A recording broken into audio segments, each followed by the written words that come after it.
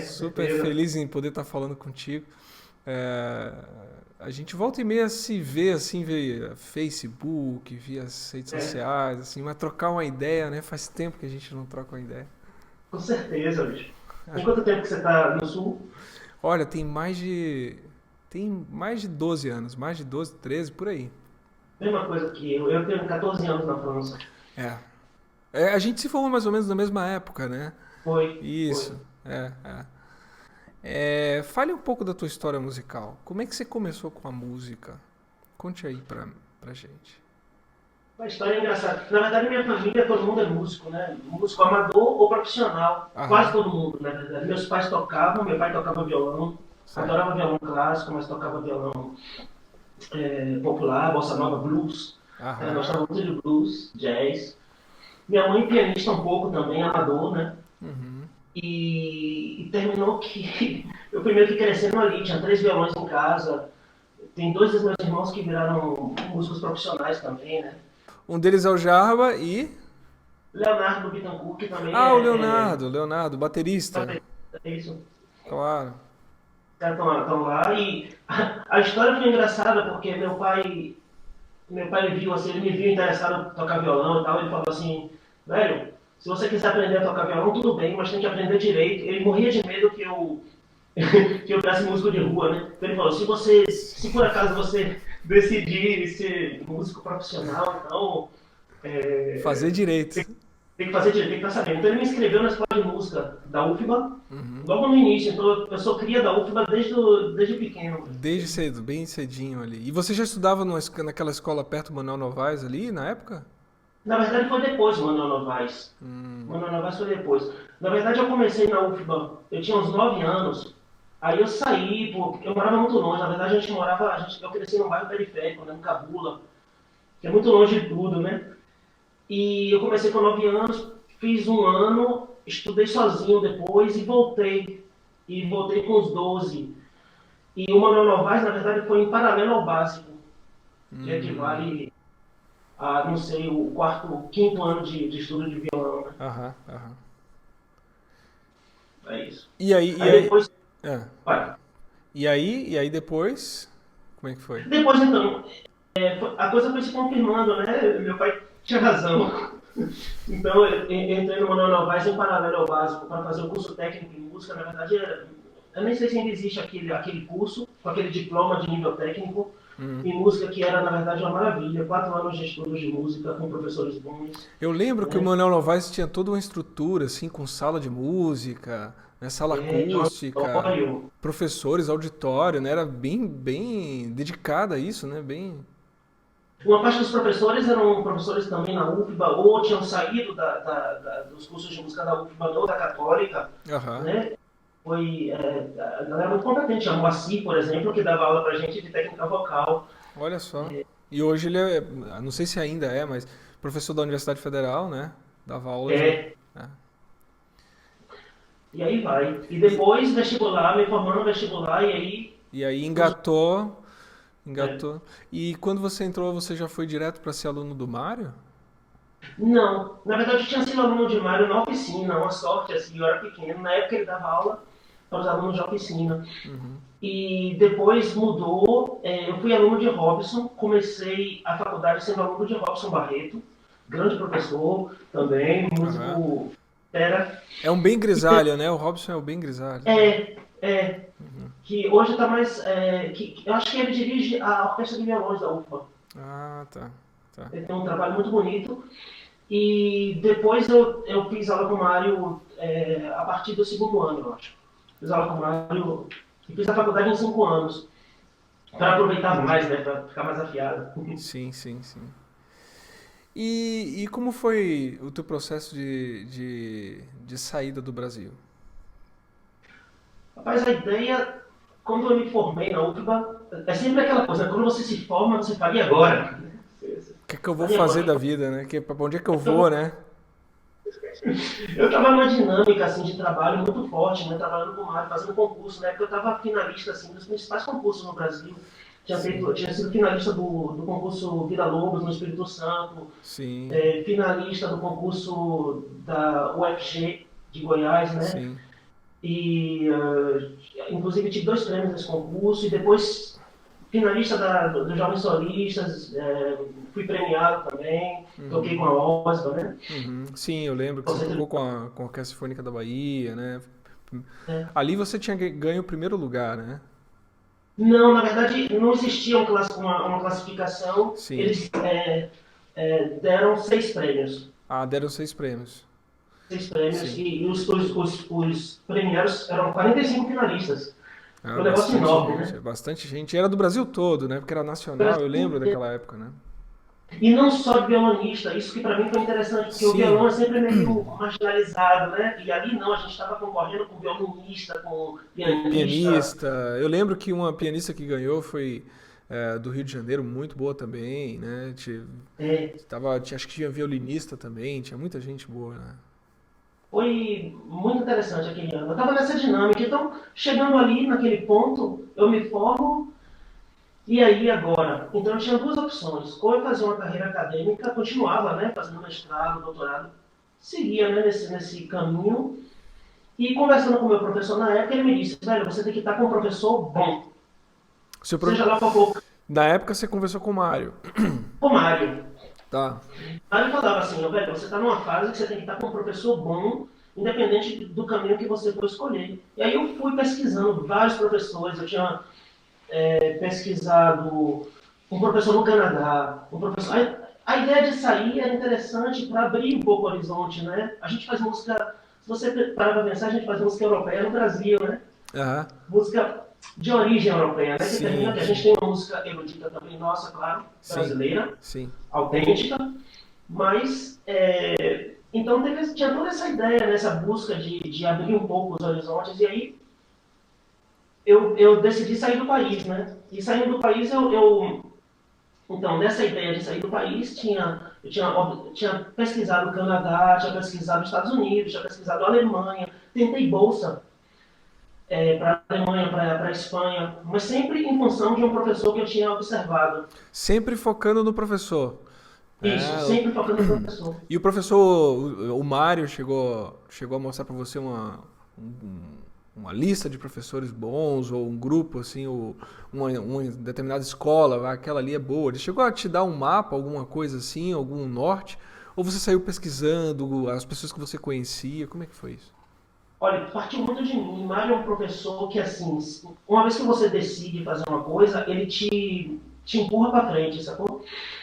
Mas ele não é um professor que vai tomar as rédeas do seu destino, né? Ele é um Uhum. professor, isso inclusive é muito bom, porque Sim, se dá uma você não partir, independência, né? exatamente, é libertário, se não partir de você, ele não tem força, né? Uhum. Então o Mário ele me ajudou muito, porque toda vez que eu tinha uma ideia de professor, eu falava com ele e ele me dava a opinião dele. Uhum. E inclusive ele me deu uma dica de professor, ele foi fazer o Mário viaja o mundo todo, né? Ele foi fazer um festival na Noruega e encontrou um professor, Uhum. Marcos Socias, que é um professor muito famoso e que toca muito bem, que humanamente é muito legal. Uhum. Então ele me colocou em contato com esse cara. Não deu certo porque lá onde ele ensina, no País Basco, é muito caro, é uma instituição privada, muito Uhum. caro, Sim, e não tinha bolsa. aí pra bancar é um sacrifício, né? É isso. Eu terminei, na verdade, não conseguindo bolsa. Uhum. E então escolhi o professor. Sim, Escolhi Gerard sim, Piton, sim. e que estava na França. Eu tive sorte também que eu tinha um amigo que morava aqui, então ele me ajudou um pouco no início, assim, Uhum. fez o contato, a gente morou junto, né? Foi Vladimir Bonfim, na verdade, que é um violonista, fez os estudos lá na UFBA também, foi meu colega, né? Aham, aham, Desde pequeno. aham. E, e como foi esse processo, assim? Tá? Você escolheu ir para a França, você decidiu, esse aqui é esse lugar que eu vou. Como é que foi esse processo em relação à língua, em relação à bolsa, né, a inscrição, né, o tempo inicial de você estar, estadia aí? Como é que foi essa batalha inicial?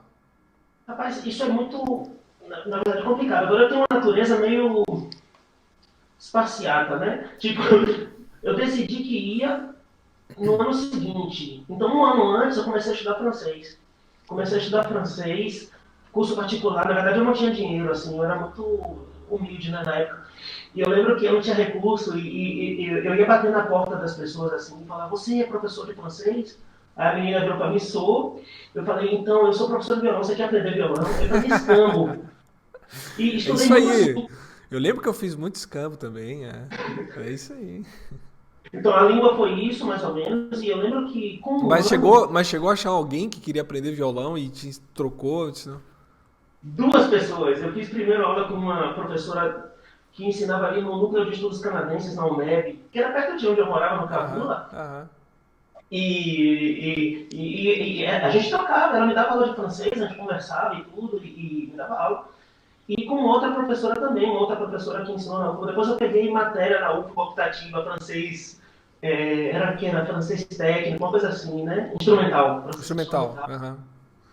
E com relação à língua foi isso, eu fui me virando, ia assistindo coisa e tal, não sei o quê. Eu lembro que o Vladimir ele veio um ano depois de férias. Então esse teu processo de escolha do local, de decisão, isso foi bem antes da tua formatura, né? Um ano antes, assim, você já começou a mentalizar e procurar e pesquisar e decidir. No meio da faculdade eu já estava pensando, né? O que é que eu ia fazer. É, essa história de sair do país, para mim, era quase uma evidência.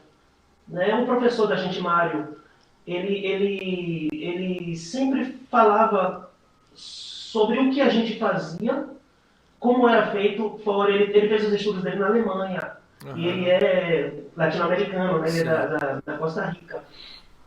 E ele falava que existia uma forma de fazer esses estudos é, muito europeia, né? Aham, aham. E isso sempre atirou a gente, né? Sempre Sim, puxou a gente para. A gente sempre teve essa tendência, eu sempre tive sim, essa tendência. sim, sim. E me diz,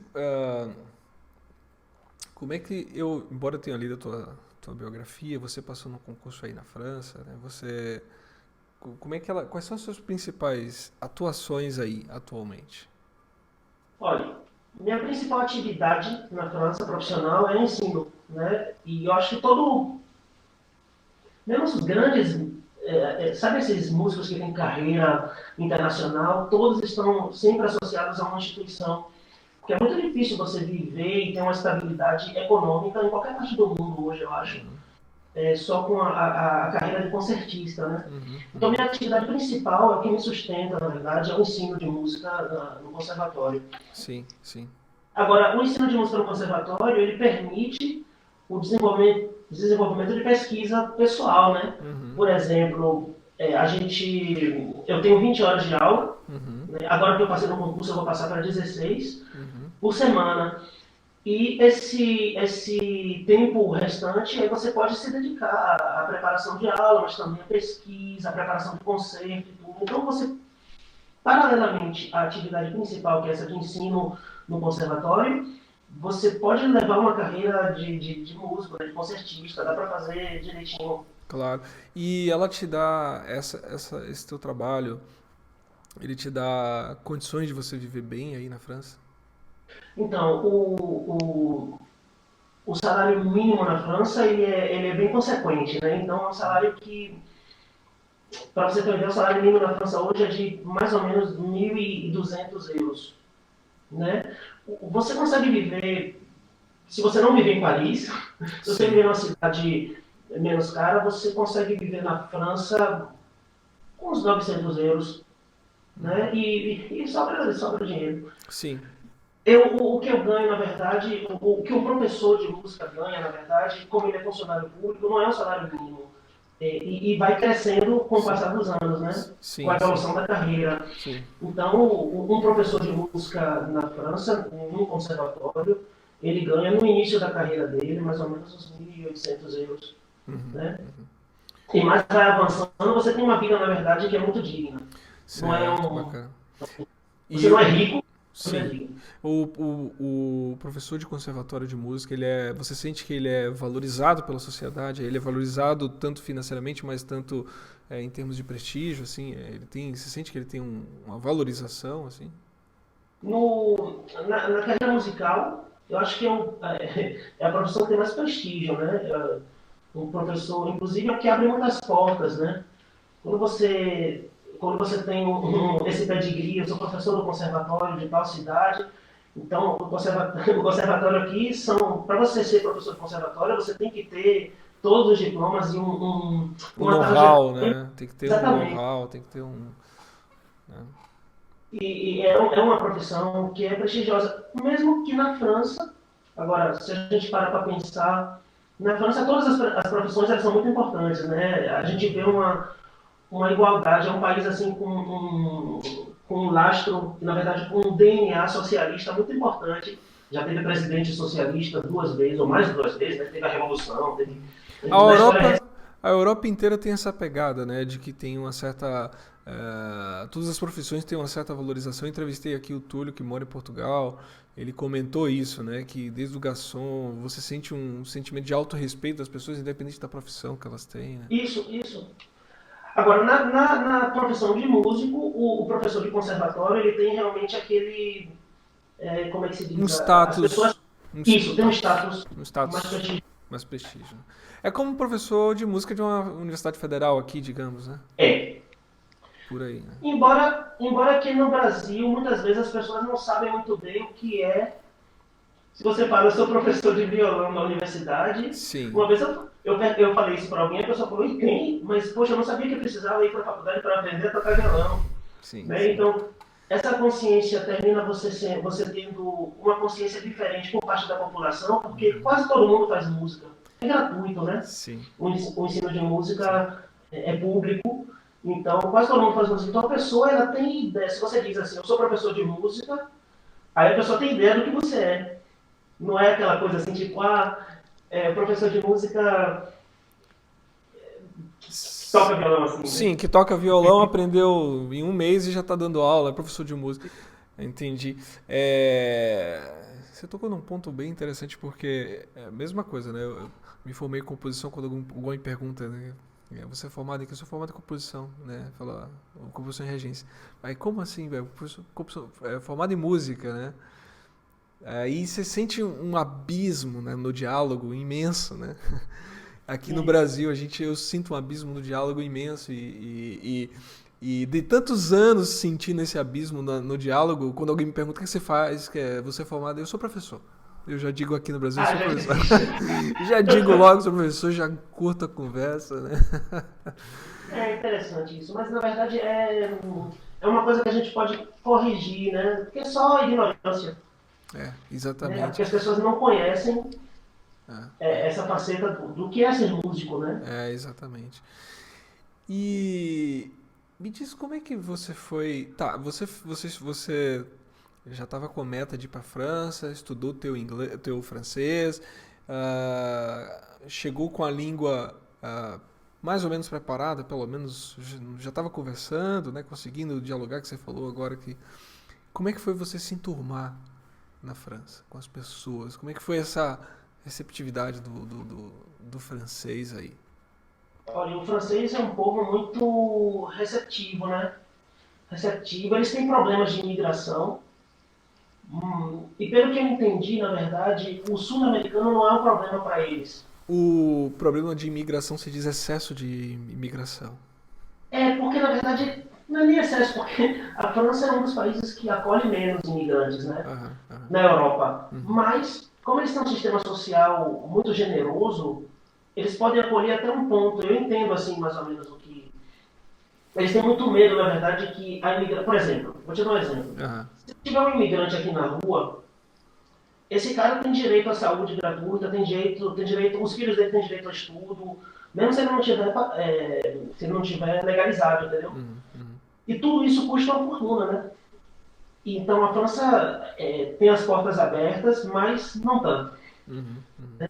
E eles tiveram problemas também, porque é um país que era um país colonial, né? Então eles tinham colônias na África, e quando as colônias caíram, tipo a Argélia, enfim, esses Ela, países. eles migraram tudo para aí, né? Tentaram migrar para aí. Exatamente.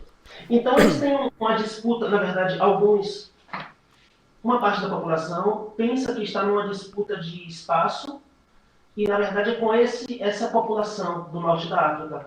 Mas um sul-americano, para mim, foi assim, muito. Eu fui muito bem acolhido aqui, né, pelas pessoas. E profissionalmente, na verdade, o pessoal é muito curioso de saber o que é que tem no Brasil e como é que a gente faz música no Brasil. Música e Brasil é um negócio para eles, assim, que. Para eles têm assim, tem muita coisa que a gente estuda para fazer e que vocês fazem naturalmente. Né? Por exemplo, já me falaram uma vez, eu estava estudando música da Renascença, aí um cara falou para mim, por que você não estuda música, por que você não estuda mais as danças barrocas? Eu acho que isso cai bem assim para um brasileiro, né? A pulsação na pele, essas coisas. É interessante, eles têm Aham. essa curiosidade, né, com relação à música brasileira. E engraçado que às vezes quando a gente vai estudar algum material desses dançantes da Europa, das danças europeias, né, a gente procura perder até um pouco o nosso swingado, né, para tentar fazer uma coisa mais. E já essa apresentação que você falou agora já é uma outra visão, né?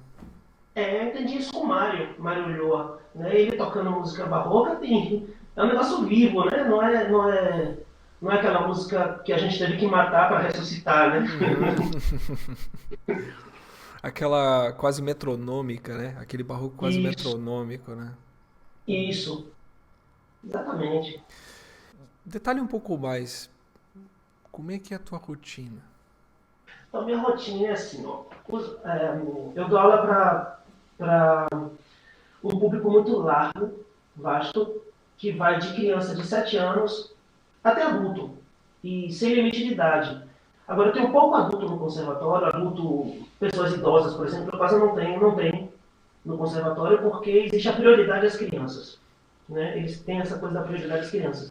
Então, existe uma lista de espera muito grande. Então, eu dou aula para. Como o sistema de educação aqui, por exemplo, as crianças vão para a escola o dia inteiro, então eu Aham. começo a dar aula no fim da tarde.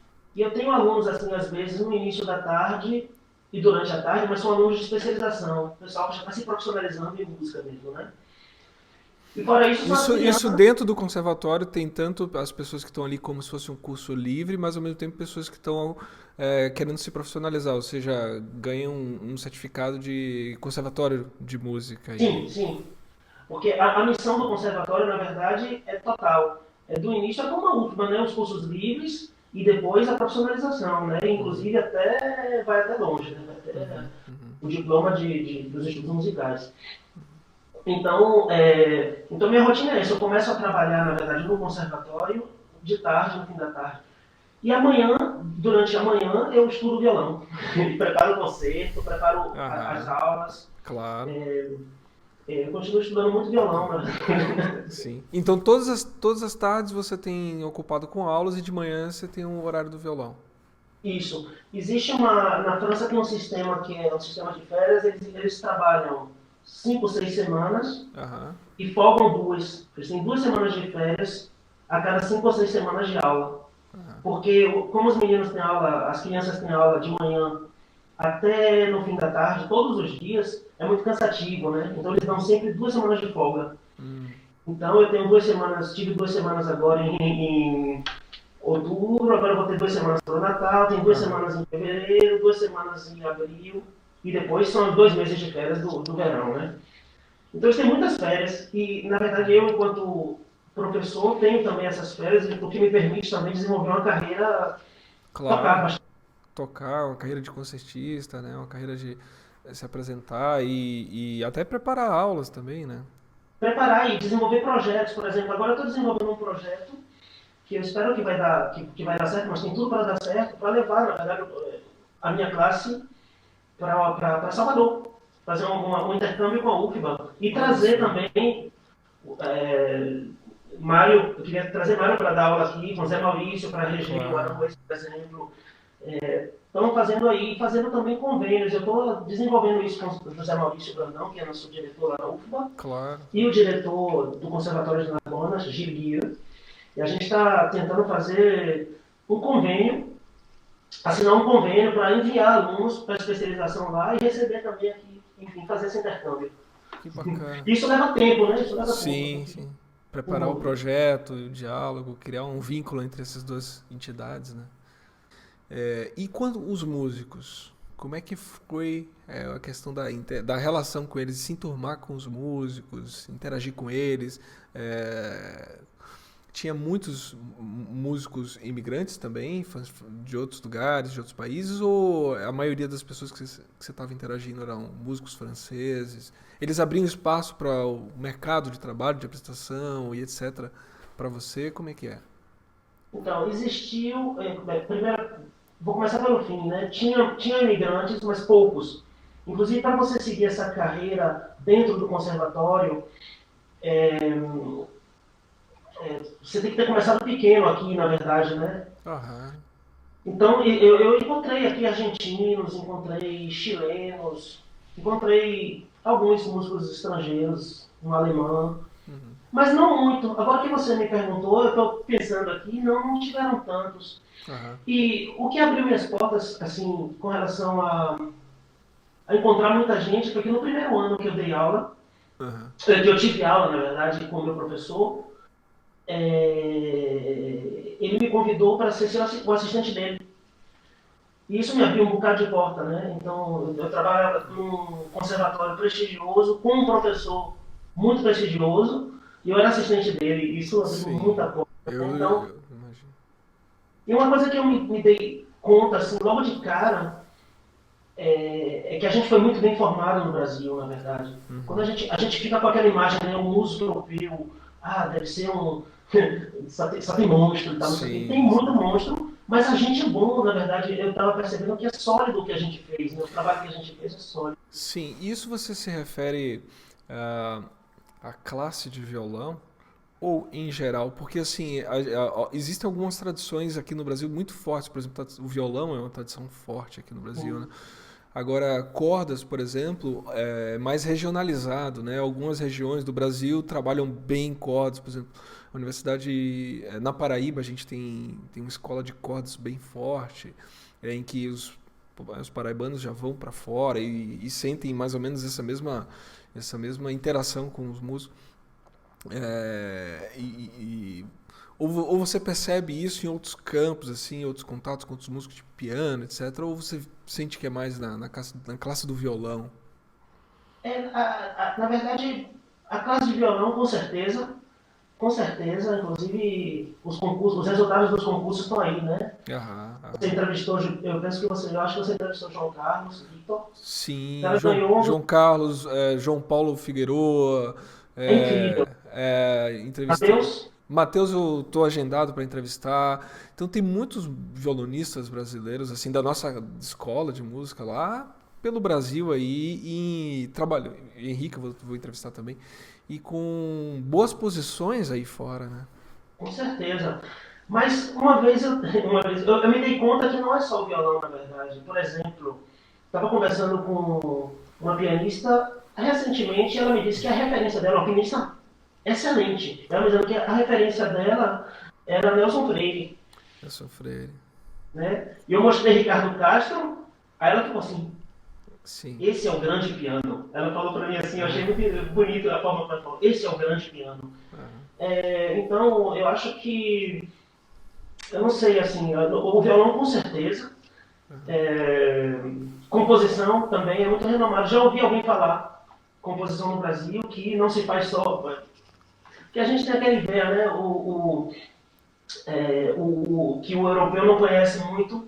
Né? E outro dia um cara falando ali, né, que aqui no conservatório, que não se faz só música brasileira tradicional, Aham. popular, né? E Aham. que existe uma música erudita e o cara que conhecia, ele terminou trabalhando no Brasil, fez umas coisas e falou, né? Que era muito interessante o trabalho de música escrita, de música, enfim, erudita, entre aspas. Mas o violão, com certeza, o violão O violão se destaca até um pouco, né? Porque você vê é grandes violonistas brasileiros, né, tendo carreiras de sucesso fora do Brasil, né? Jason, uma pergunta filosófica para você. Bora. Você se sente realizado? Então, bicho, eu vim pra cá para fazer um ano de especialização e voltar pro Brasil. Eu vim sem bolsa, né? Aí no primeiro ano o professor me convida para ser assistente dele, eu terminei fazendo 3 anos, obtive o diploma de Estado, que seria o diploma de Estado, o que me permitiu ser efetivado no governo, né?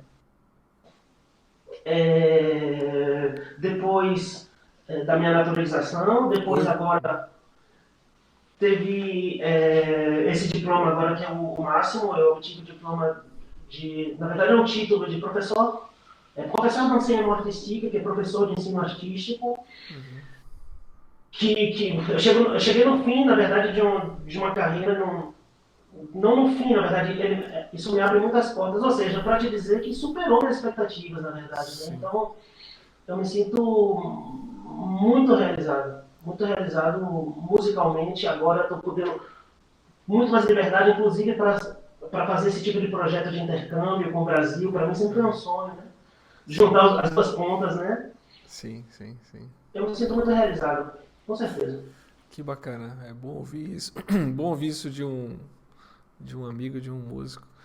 É, então valeu a pena. Você contou recentemente no grupo a história com o Mário, que eu achei maravilhosa, aquelas histórias com o Mário. É fantástica aquelas histórias das aulas do Mário. Aquilo que era uma certa tortura psicológica, né? Assim, no bom sentido, digamos, né? De fazer o aluno se puxar o máximo que pode, né? Além, né, dele ser um músico fantástico, né? A gente vê que ele é um professor fantástico também. E na época do que a gente está fazendo aula com esses professores mais assim super exigentes, acaba sendo um sofrimento naquele momento, mas depois a gente vê quanto que aquilo acaba sendo valioso para nossa vida profissional, nossa vida pessoal, uma série de coisas. Me fala um pouco sobre esse assunto aí.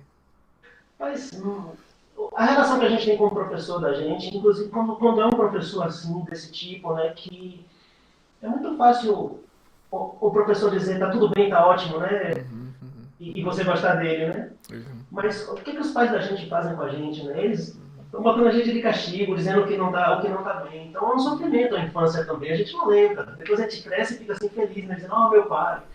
Mas meu pai me deu surra, né? Tipo assim, deu palmada. Sim.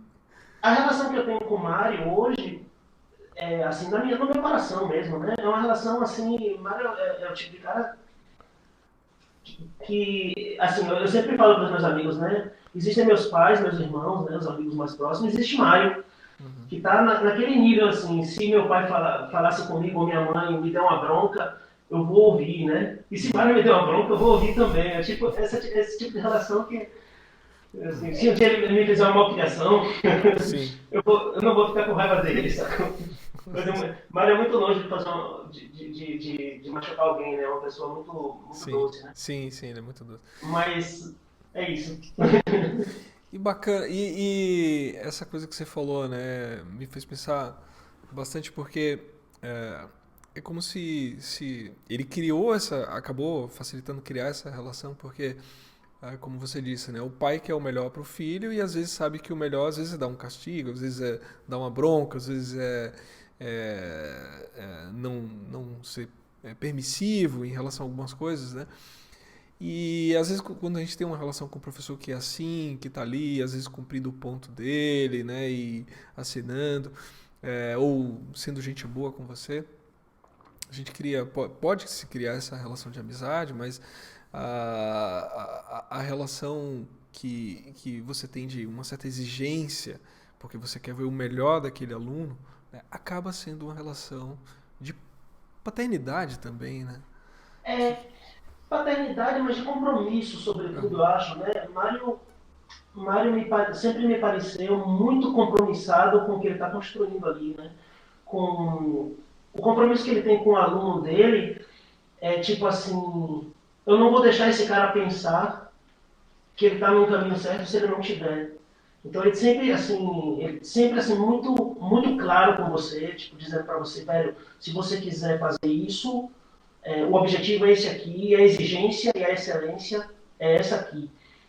E não deixar você se desviar daquilo, não passa a mão na cabeça, porque ele sabe que aquilo ali vai estar, na verdade, te atrasando, né? Então, ele está mostrando para você sempre. Agora, ele é humano, ele vai, quando ele vê um aluno em dificuldade, ele vai dar uma força, vai cuidar daquilo, mas ele nunca vai perder assim, o objetivo pedagógico e o compromisso que ele tem ali, na verdade, tem um cara que chega na sala dele dizendo, eu quero ser violonista. Imagine, bicho, no Brasil, você virar para um cara e quero ser violonista profissional. Aí o cara vai ter que se assegurar de que você vai conseguir sobreviver com aquilo depois e não te iludir, né? Então, o que Mário faz ali, na verdade, eu estava pensando, ele está preparando os alunos dele para, na verdade, um mercado que é internacional. Ele não está preparando os alunos dele só para acompanhar fulano de tal ali, ou o que é, na verdade, muito bom, poder se integrar no mercado local, né? Mas ele está preparando de uma forma muito mais vasta os alunos dele, né? E isso exige muita exigência, desculpe a repetição da palavra, mas é isso, né? É muita exigência que ele tem que ter, muito rigor, né? E termina sendo, na verdade, criando todas essas anedotas, né? Sim, sim. Depois, né? Sim, E muito sim. sofrimento também. Sim. Ah, você comentou aí sobre a questão do mercado, né? É, o pouco de ideia que eu tenho do mercado do violonista brasileiro é algo assim bastante restrito. Praticamente não existe muito assim, e o mercado é mais dentro das universidades. Quando é que aparece alguma oportunidade, quando consegue entrar na universidade como professor, né? Ou às vezes cursos livres, ou um empreendimento próprio de uma escola de música que ele acaba abrindo, ou algum conservatório, porque aqui não tem muito essa tradição de conservatório, mas alguma fundação de artes, que são pouquíssimas no Brasil. Eu tenho a sorte de ter uma próxima aqui, onde eu dou aula, e tem dois professores de violão fantásticos, assim, muito bons, dando aula ali na universidade. E um pouco do que eu converso com ele, que eu interajo com ele, assim, é o mercado como violonista, não como professor, é quase inexistente, praticamente, bem restrito mesmo aqui. Como é que é aí na França o mercado como instrumentista, não como professor? Você tem portas para concertos, apresentações, duos, música de câmara? Existe algum fomento em relação a isso aí na França? Existe, embora que acho que como em qualquer lugar, violão clássico, você tem que cavar muito, né? Mas você pode, existem muito, na verdade na França existem muitos festivais, muitos festivais. E aí você tem que estar batalhando para integrar esses festivais, né? Na França existe uma categoria de emprego que foi criada por François Mitterrand, eu acho, no governo de François Mitterrand, Uhum. que é o intermitente de espetáculo. Eu não saberia traduzir direito, mas na verdade é tipo assim, o, o, eu sou ator, por exemplo, eu sou um ator e eu não quero dar aula, não quero fazer uma carreira pedagógica, então eu vou fazer teatro. Então você faz seu teatro e tal, não sei o quê. E quando você recebe seu cachê, se você não receber o cachê que equivale ao salário mínimo, o governo te dá, na verdade, o Subsídio. complemento. Exatamente. Agora, você tem que justificar, eu acho que são 60, alguma coisa como 60 datas por ano, alguma coisa assim, ou talvez mais, eu posso estar falando besteira, mas você tem uma quantidade de datas para justificar por ano de espetáculo. Mesmo se você for tocar de graça, você pode, para você ter direito a receber, na verdade, o seu salário. Né? Então isso é uma coisa que só existe, eu acho que na França, pelo que eles falam aqui, é uma coisa que não existe.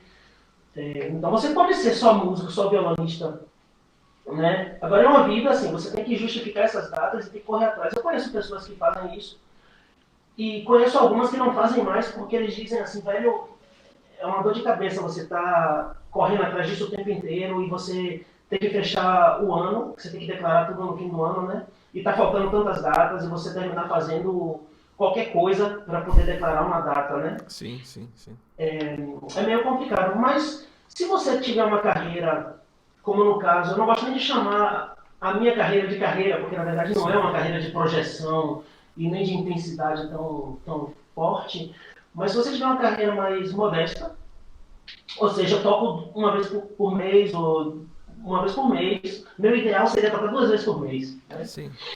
Eu acho que você sendo professor, estando atrelado a uma universidade, aqui no caso, a um conservatório ou a escola de música, aí isso te permite, na verdade, viver e financiar o seu projeto, né, também.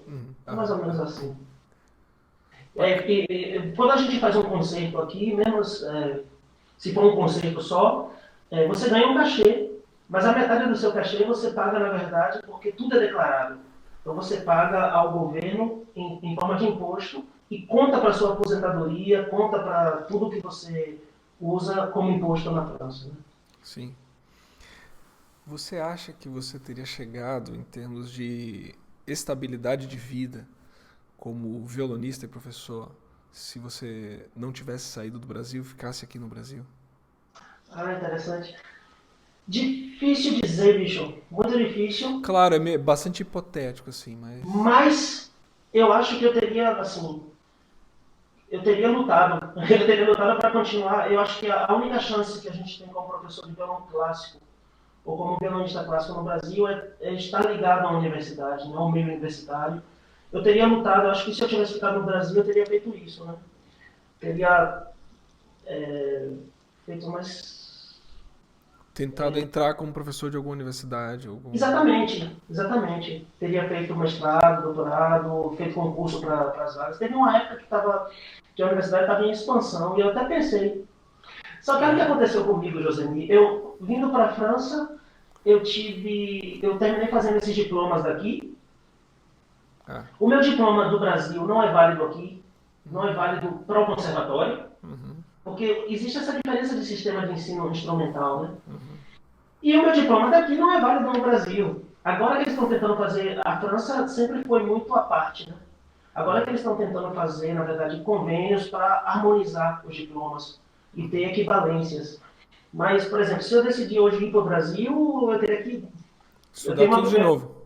Eu tenho meu bacharelado e tenho o diploma de Estado, que é quase equivalente ao bacharelado ou a um mestrado, e o outro que é equivalente ao doutorado, mas não é válido aí, né? Eu teria que fazer tudo de novo. Tudo de novo, sim, sim. A nossa equivalência é mais com os Estados Unidos do que com a Europa, né? Em termos de diploma, né?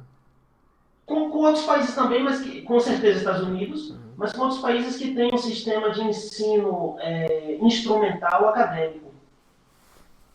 Né? Porque, por exemplo, se você... aqui, na verdade, na universidade, eles ensinam só musicologia. Toda a parte prática e de performance está no conservatório. Então, quando você diz assim, eu sou formado em violão na Universidade Federal da Bahia, o cara olha para você e fala, violão na universidade? Ele não entende. Sim. Aí você explica, né? Então, na verdade, a questão da equivalência, ela está aí. Né? Eles não entendem você... Eu estava fazendo aqui tentando fazer uma equivalência aqui. É complicado, porque quase que não tem coerência. Agora sim, que os conservatórios, por exemplo, o Conservatório de Paris, está criando, na verdade, equivalências entre o diploma que ele dá e os diplomas universitários de fora. Eu acho que a Alemanha já está ficando mais universitária também, a Espanha, eu tenho ouvido falar. E a parte emocional, Jason, quando você foi para a França, você foi sozinho? Eu vim sozinho e encontrei aqui um amigo, né, com quem eu morei, na verdade, um tempo, quase um ano, né, Vladimir, mas é difícil, bicho. Os primeiros tempos... É justamente isso que... a parte emocional, você sentir saudade, tá sozinho aí mais ou menos, te atrapalhou em algum momento, assim, você pensou, vou largar tudo, vou voltar, tô com saudade da Bahia? Atrapalhou em algum momento, no sentido de que quando você tá triste, eu fui morar num lugar que fazia -20, e eu cheguei logo antes do inverno. Né? Você tá triste em casa, tudo é cinza, tem neve pra tudo que é lado, e faz frio, velho. Sim, E aí você... faz frio. Tem dia que você chora, né? Tem dia que você chora. E um dia eu cheguei na aula e falei com o meu professor, e como é que você tá? E ele estava sempre atento, né? Eu falei, difícil esses tempos aqui, né? Só que o propósito era maior, né? Eu sempre fui muito focado E eu nunca pensei em voltar por causa disso, né? Talvez uma vez, eu devo ter pensado uma vez assim em voltar, mas passou rápido. Passou rápido porque eu tinha qualquer coisa para fazer, eu estudava 7, 8 horas de violão na época, o professor era exigente, mais do que Mário talvez, na mesma pegada. Sim. E eu só fazia isso, né? Eu só fazia isso durante os meus estudos aqui, eu estudava muito violão. Então, a parte emocional, o que faz mais falta são as pessoas, né? A Bahia, a Acarajé, essas coisas, tudo bem, faz falta. A moqueca. Apesar de que eu aprendi a fazer aqui. Você acha no africano ali, você acha os ingredientes, no Aham. chinês, você acha leite de coco e tal, não sei o que. Aham. Você faz, Sim. faço feijoada. Outro dia eu fiz uma feijoada aqui. Aí você faz as maluquices também. Fiz uma feijoada de javali aqui. Um negócio maluco. Javali. Mas funcionou. E chamou o francês pra comer a feijoada? Chamei. E eles falaram a mesma coisa que eles falaram pra Vila Lobos, que parecia la merda, né? Não, o cara me disse, eu falei pra ele, isso aqui é uma feijoada gaulesa.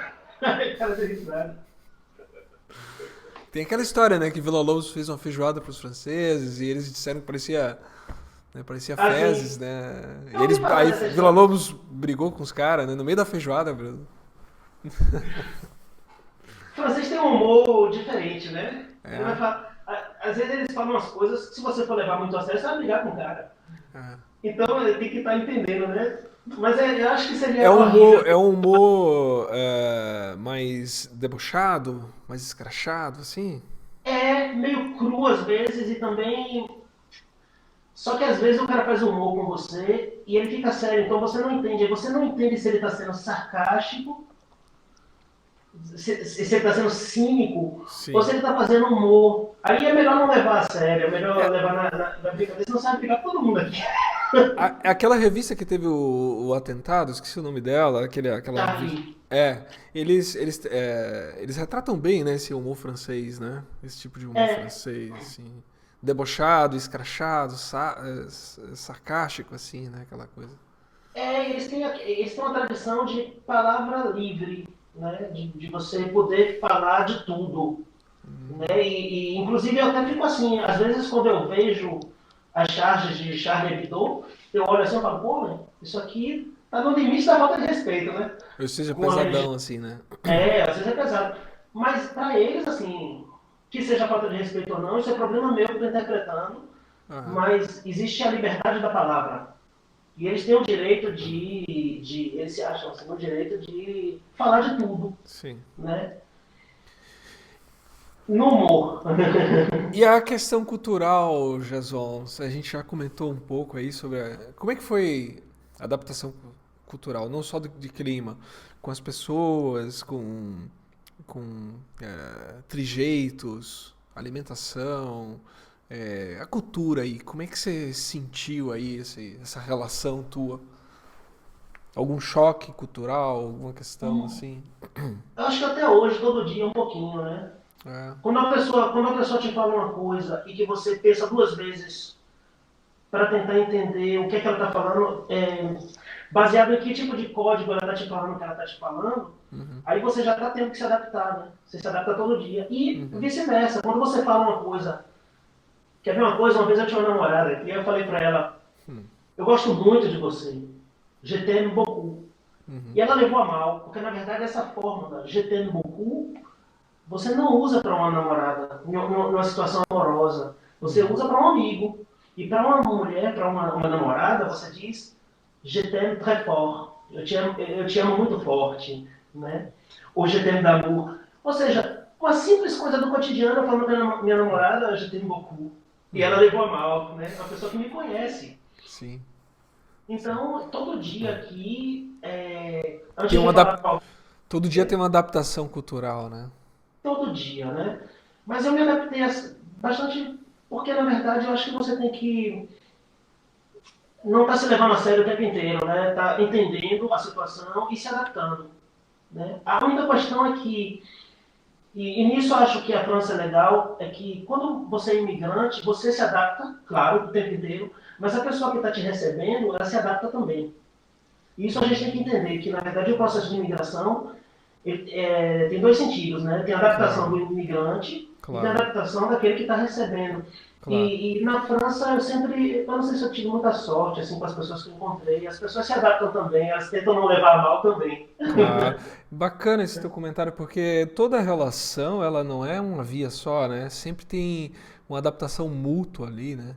Toda coisa que, por exemplo, você vai começar um trabalho, digamos, você vai trabalhar num local onde as pessoas já estão muito tempo trabalhando ali, e você chega novo, você está se adaptando, mas as pessoas estão se adaptando contigo ali, né? Exatamente. Então, Teve um episódio interessante que eu fiquei tentando entender depois, né? Eu cheguei num emprego e eles tinham me classificado como um. Eu tinha um nível de assistente de ensino, né? E eles tinham me classificado, tem categoria um e categoria 2. Eles tinham me classificado em categoria 2, mas normalmente, como eu tenho um diploma de Estado, eu teria que estar na categoria um.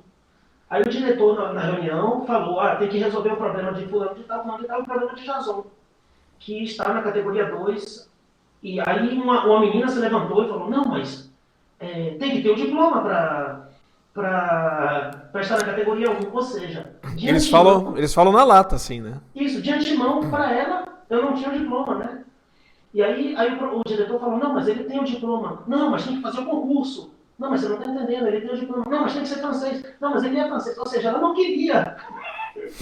E na verdade, Ela tava tentando achar alguma coisa pra te tirar daquela categoria um ali, né?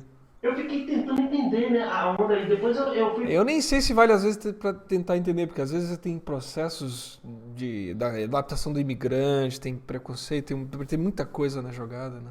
Tem muita coisa na jogada, mas tinha também ali, eu acho que. Como é que eu diria? É isso, acho que acho Uma, que adapta, uma adaptação mútua ali, né, como a gente estava ela falando. estava tentando entender. Na verdade, ela estava. Eu acho que, se a gente for analisar, ela devia estar lutando para obter o diploma dela, ou alguma coisa assim. Aí chega um cara. Porque, na verdade, a conclusão que eu cheguei é que muitas vezes o fato de você ter um sotaque, Hum. o fato de você ter um sotaque, faz com que você seja analfabeto. Mesmo eu domino a língua, né? Eu leio muito bem, eu falo bem francês, né? Falo bem, leio muito francês, eu tento ter a mesma precisão que eu creio ter em português com a língua francesa. Mas quando você tem um sotaque, muitas vezes a pessoa te vê como um analfabeto, né? Deve ser Já te coloca um rótulo de uma série de coisas que ela tem da ideia do que é você ser de fora ou de você não ser dali, né? exatamente. É, E eu passei um pouco em alguns lugares que eu vivi por ser baiano, por exemplo, né? sim, Morei em São Paulo, morei em Curitiba, morei em Porto Alegre, agora estou morando aqui em São Leopoldo. Então, é, a minha forma de falar ela foi se adaptando ao longo do tempo, né? sim, Mas quando eu saí da Bahia, falava super forte o sotaque baiano e eu sentia bastante, em algumas situações, assim, eu senti bastante falta de fluidez na interação. E eu achei bacana uma coisa que eu conversei com o Denis, numa das conversas, na entrevista que eu fiz com ele, ele comentando isso, né? Que a importância da gente ir se adaptando ao local que a gente está indo, né? Porque justamente tem essa idiosincrasia, essa mistura, essa adaptação não só da gente como da outra pessoa, e a gente não agredir muitas vezes a outra pessoa. E não é não que eu tenha mudado, eu acabei mudando o jeito de falar naturalmente, nem me dei conta, mas eu sinto que alguns lugares, por questões de eu não falar exatamente determinadas palavras ou determinados jeitos de falar, aquilo gerava determinadas muros ou distância na interação. sim. Tem uma coisa que eu acho muito bonita aqui na França com relação ao imigrante, né? Que eles nunca vão me perguntar qual a sua nacionalidade. Nunca. Ou muito raramente. Eles me perguntam qual a sua origem. E uma vez que você mora numa cidade, por exemplo, se você nasceu em São Paulo, mas você está morando em Salvador, eles consideram que você é soteropolitano, porque você mora em Salvador. E isso é muito interessante, né? Que a imigração faça parte também, como é que diz, quando você se torna francês, eles não vão você não é um francês de segunda classe. Você é francês. Né? Isso é muito bonito, na verdade, porque eu estava pensando outro dia que nós no Brasil, estamos em cidades, muitas vezes no litoral, distante de toda a fronteira estrangeira, muitas vezes, né? Por exemplo, Salvador é longe de tudo, né, meu? Sim. Salvador é longe de qualquer... E a gente tem uma forma... Para a gente é difícil dizer que, por exemplo, o próprio Mário, é brasileiro e é baiano, né? Mário é estrangeiro, naturalizado. A gente Aham, sempre... Né? aham, aham. E aqui não, eles têm outra consideração com relação ao imigrante que está integrado, né? O imigrante que está integrado, ele é francês. Ninguém vai nunca me perguntar, ele vai ouvir meu sotaque e fala, qual a sua origem? Origem. É muito bonito, eu É acho. bonito, é bonito. Uma vez eu estava, na época da pós-graduação, eu tinha que estudar francês também, né?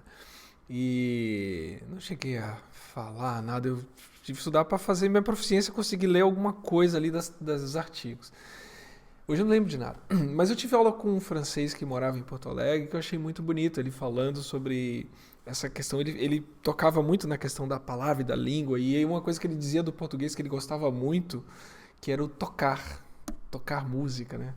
Ele fala, eu acho muito bonito isso, vocês tocam música, né? Que no francês não é tocar, né? No inglês também não é tocar, né? É jouer, é como no inglês, to É play, como play, né?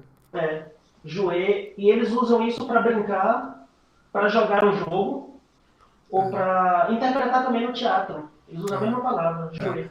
E a gente tem uma palavra exclusiva para fazer música, né? Que é tocar. Porque a gente Só toca o que som. se você for analisar, eu descobri outro dia, eu sou muito fã dos tratados de música antiga, né? Eu gosto muito, fico lendo. E depois que eu comecei a falar francês bem, eu comecei a adquirir os tratados em francês antigo. Aham, E no tratado de Couperin está escrito a arte é sobre a arte de tocar o cravo, né? aham, aham, Toucher le clavecin. Então eles aham, utilizavam a palavra toucher, aham, aham, tocar. aham, Inclusive, o braço do instrumento é a latucha, lá onde a aham, gente toca. aham, aham. Né? Então, eu acho que deformaram com o tempo. A língua é viva, né? Vai evoluindo. Sim, sim, sim, sim. E é rápido, né? Mais do que a gente imagina, né? Uma geração suficiente para a gente ver linguagens e maneira de conversar totalmente diferente, né? O violão, por exemplo. Violão, quando você fala violão no Brasil, você sabe que instrumento é. Se você falar guitarra na França, pode ser um bocado de tipo de guitarra. Aí você tem que falar guitarra clássica. Aí é violão. Então a gente não se dá conta, mas a gente tem uma palavra para violão clássico. Para um Uhum, violão, corda de uhum, nylon clássico, uhum, uhum. tradicional, né? É. Isso é interessante. Nem em Portugal também eles não têm, eles falam guitarra clássica. Uhum. Olha só, olha só. Jason, você falou pra mim aí, que você se sente realizado. Qual recado você daria para o músico para ele também se sentir realizado? Ou seja, o que que você daria em termos de recado assim para o músico que está começando, ou pode até ser um músico velho aí que já está batendo testa? Teria talvez, dois recados. Um mais pragmático, é tipo assim, se prepare. Né? Se prepare, estude, trabalhe, né? Se prepare, tente abrir a perspectiva, né? A visão. Não só se ligar no que está acontecendo aqui perto, mas se abrir para o mundo mesmo assim. Se prepare. E um outro conselho, recado mesmo, um conselho, a gente disse que se fosse bom, a gente vendia, né? Mas um recado que eu daria mais filosófico, poético, né? Acredite, sonhe. A gente sonha pouco, né? Aqui na França é uma coisa que eu acho que eles não, que eles pecam, né? Eles não se dão o direito de sonhar, eles são muito pragmáticos o tempo inteiro. Eu acho que sonhar é um combustível muito bom. Então continuar sonhando, né? Mas tem que aliar sempre o preparo ao sonho. Né? Uhum. Nunca sonhar sem se preparar, na verdade, é se iludir. Né? Aham, bacana. Trabalhar e sonhar e usar o sonho para trabalhar, e aí o trabalho dá vontade de sonhar e fica esse ciclo, né? Você Aham. sonha, trabalha. E eu acho que, Vai se independente da autoalimentando, posição né? que a gente se encontrar, é importante essas duas coisas. Bacana. É como se fosse se autoalimentando, né? Você vai sonhando, você vai se preparando, você vai começando a ver determinados resultados e você começa a colocar lenha em acreditar mais ainda, né? Puxa, realmente eu tô chegando ali, tô conseguindo. Vai botando lenha no acreditar, né? A gente desanima muitas vezes, né? E é muito fácil desanimar, na verdade. É difícil o que a gente faz, bicho. Você tocar uma sonata de sei lá quem, de Giuliani, é difícil tocar uma sonata de Giuliani, né? E às vezes é tão difícil que você fica assim, rapaz, eu tenho que sentar ali no violão sentar ali, pegar o violão para estudar isso aí, para que saia, né? E você fica meio sem vontade, mas se você injetar aquele ânimo, aí você começa a tocar bem, e aquilo te faz sonhar. E aí você dá vontade de tocar mais. Então tem que estar sempre estimulando isso, né? É o que você está Eu, falando. eu entendo perfeitamente, né? Quando a gente começa a tocar um instrumento, aprender um instrumento, né? E começa a ver poucos resultados, pelo menos acho que a maioria das pessoas que tem essa tendência de querer ser músico, começa a vir um monte de sonhos na cabeça, né? A fábrica dos sonhos, ela começa a aumentar, acelerar a produção, né? E, e isso é muito bacana, porque às vezes esse balão vai subindo e a gente vai esquecendo a parte do preparar, né? A gente tem que estar lembrando, como você falou, né? Tem que casar as duas coisas, né? Você tá. A fábrica dos sonhos abriu, mas não é por ali que você vai. Já tá, digamos assim, achando que tá resolvido, né? Não, vamos continuar preparando, vamos continuar aprendendo, né? Um aprendizado quase que para a vida todo o tempo todo, né? É interessante isso. Tim Maia dá um. Eu vi outro dia Aham. um videozinho do Tim Maia dando conselho para quem quer ser músico, né? Aham. Que você tem que trabalhar muito, mais do que um médico, mais do que um engenheiro, vai ser feliz, mas vai sofrer. Eu tive. Bacana, bacana. Esse professor que eu tive aqui já vai se aposentar agora, né? Aham. Então eu cheguei aqui há 15 anos atrás, ele devia ter o quê? Então, uns 45 por aí, quando eu cheguei. Então o cara naquela idade, o cara estudava, velho, muito. Ele fazia muito concerto, gravou a Integral de Ponce para violão, por exemplo, gravou muita coisa e faz muito concerto no mundo inteiro. Mas o cara estudava muito. Então ele era exigente com a gente como ele era exigente com ele, né? Uhum, uhum. Essa consciência do trabalho. Uma vez ele falou para mim, eu estudei bastante a música e talvez não tivesse saído como ele queria. Invocação e Dança, né, de Rodrigo. Aí ele vira para mim e fala, você sabe isso aqui, Jazão, é uma profissão de verdade, sabia? Tipo assim, o recado dele. É uma profissão de verdade isso aqui, viu? É uma profissão... Aí eu falei, sim, eu sei. Ele falava um negócio engraçado, não é olê isso aqui. Olê, Sim, olê. sim, sim. Legal, Jason. Alguma coisa que eu não perguntei que você gostaria de falar? Olha, eu não sei, a gente falou tanta coisa. É, Tem uma coisa importante que eu gostaria de dizer para aquele músico que quer fazer estudo fora, né?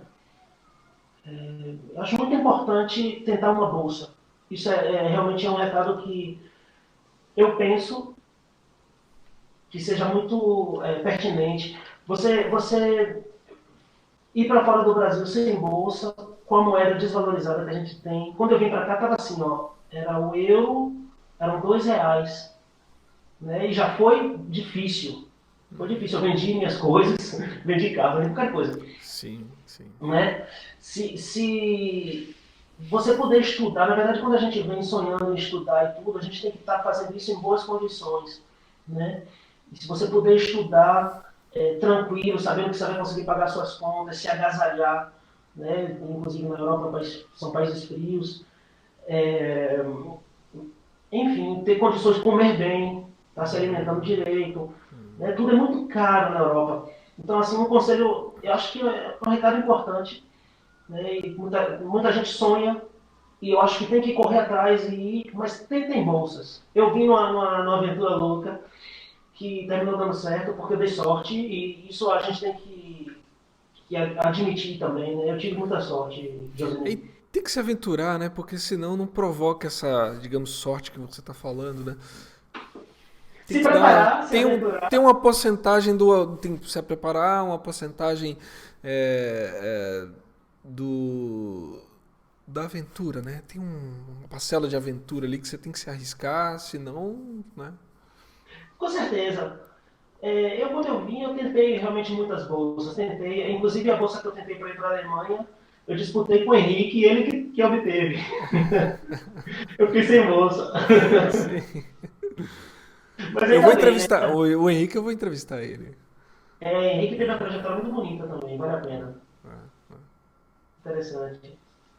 Jason, olha, muito obrigado aí. Não tenho nem palavras para agradecer esse teu tempo, tua disponibilidade, teu horário de estudo de violão aí, que é de manhã, final da manhã aí, né? De manhã, agora já é no início da tarde, são 2 da tarde. Ah, sim, são 4 horas de distância, né? Eu vou preparar agora, antes de ir dar minhas aulas, eu vou preparar agora o ensaio de amanhã, que eu vou fazer, na verdade, daqui a 3 semanas eu toco com a Orquestra de Perpignan um concerto, Aham.